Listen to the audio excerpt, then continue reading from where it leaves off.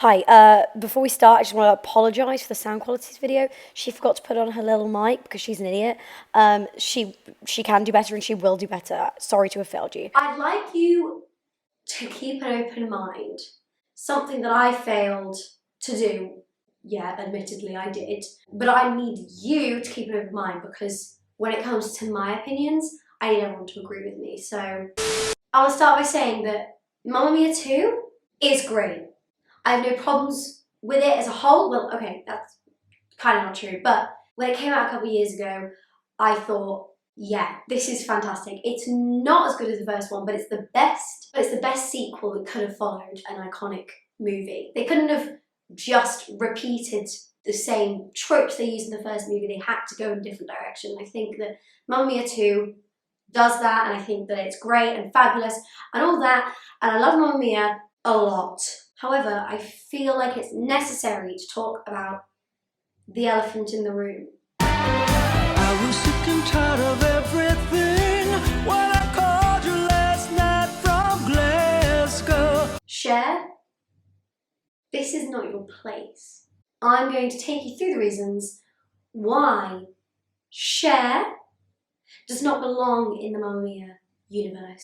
First off, let's talk about the trailers for Mamma Mia 2 that came in like early 2018, and Cher's presence, overwhelming presence some may say, in the trailers. It was clear that her being there was a publicity stunt type thing. They were like, okay, you know, the Mamma Mia lovers aren't all gonna come see. I don't even know what they were thinking. Like, obviously loads of people love Mamma Mia. Why would those same people come?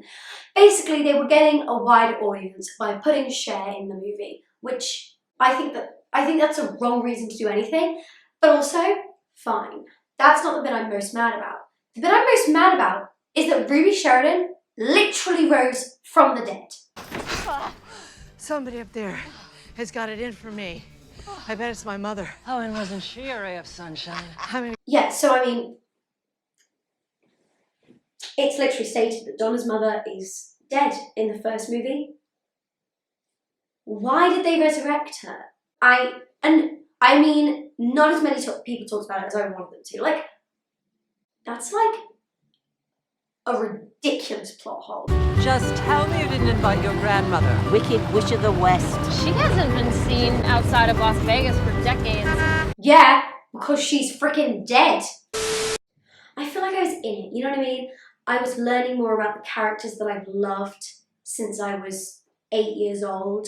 I was learning more about them. I was getting deeper. And then suddenly Cher's helicopter showed up.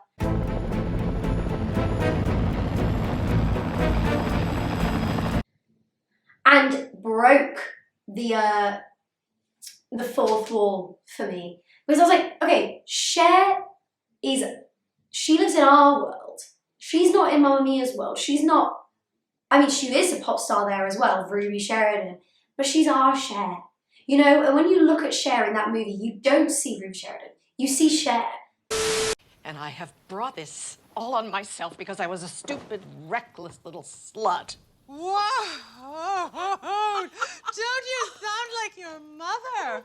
I do not. Yes, you so I do not. It's Catholic guilt. You've been living like a nun. Yeah, whatever happened to our Donna? Is this the face of Catholic guilt?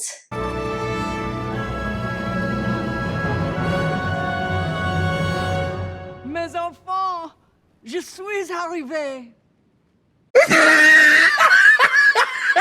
We just got a completely different picture of her in the first movie than is presented in the second. And that annoys me. And the way that Sophie talks to her when she first sees her, you know, her big surprise. Grandma, you weren't invited. The fuck you say to me, you little...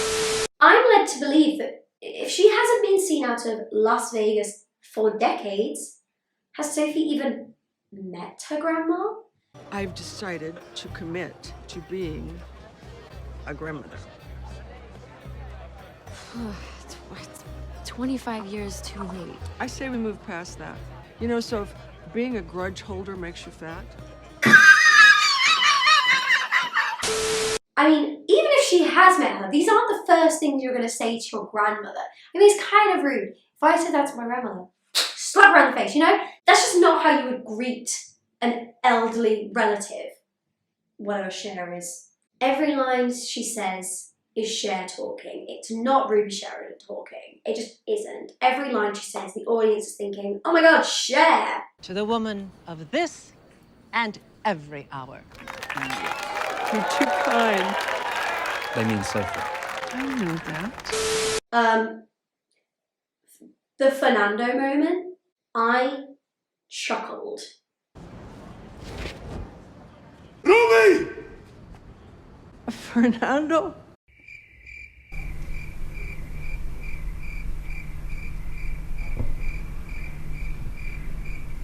The only good thing about the song was this move. There was something in the air that night. The stars were bright. Fernando. Accompanied by, you know, very fake fireworks in the background, but whatever. I mean, Cher brought those with her. And then the end of the film, before the church scene, which literally ripped me apart. I'm sure it ripped many of you apart as well. This little interaction.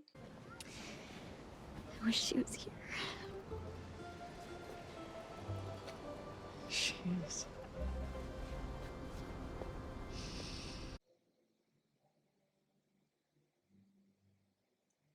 No one gave you the right Cher. No one said, oh yeah, Cher, have this big moment with Sophie right before the audience is ripped apart. That should have been Pierce Brosnan, yeah? Instead of Cher in that conversation, it should have been like Pierce Brosnan or someone that is worthy of having that conversation and saying that her mother is there. How do you know Cher? How do you know? And then the aftermath, of course, Cher's album with the ABBA. I mean, to be honest, I didn't do my research on this and I don't know much about it, but I do know that there was an album cover where like Cher was there twice.